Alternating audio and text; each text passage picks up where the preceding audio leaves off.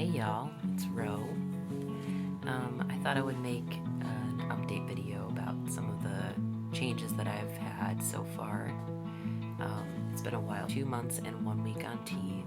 I've been posting some videos here and there of songs I've written or cover songs that I've decided I want to do for fun, and that's been really good. To continue to sing through the changes, that's been something that people have been telling me I really should do, rather than just not singing at all and being afraid of my voice as it is now. I range as much as I can, and so far it's going pretty well. Changes I've noticed.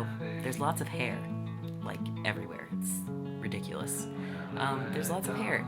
I have hair here, this camera, but it just grows really fast. Like, I shave almost every day, and if I don't, I feel kind of disgusting, because it comes back really fast. It's very prickly, and I want to try to grow something eventually, but I'm not quite there yet. Like, I kind of want to wait until my voice deepens a little bit more.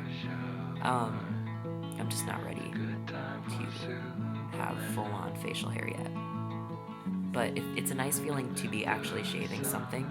Like, before I used to shave, but I wasn't actually shaving anything. I was just shaving to kind of reduce my dysphoria. Got hair on my belly too.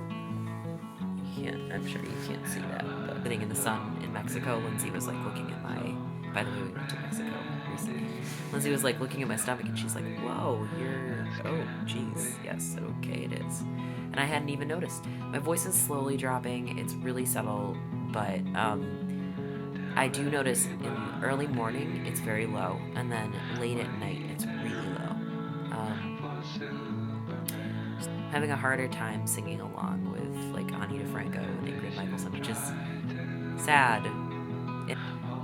Other things that are great are I've been sleeping really well. It's ridiculous. Like, I just conk out at night, and I've always been someone, or more recently have been someone who struggled with insomnia and anxiety at night and racing thoughts and things like that. And I think that might have partly been connected to the fact that I just hadn't made this decision for myself yet. So, difficult things.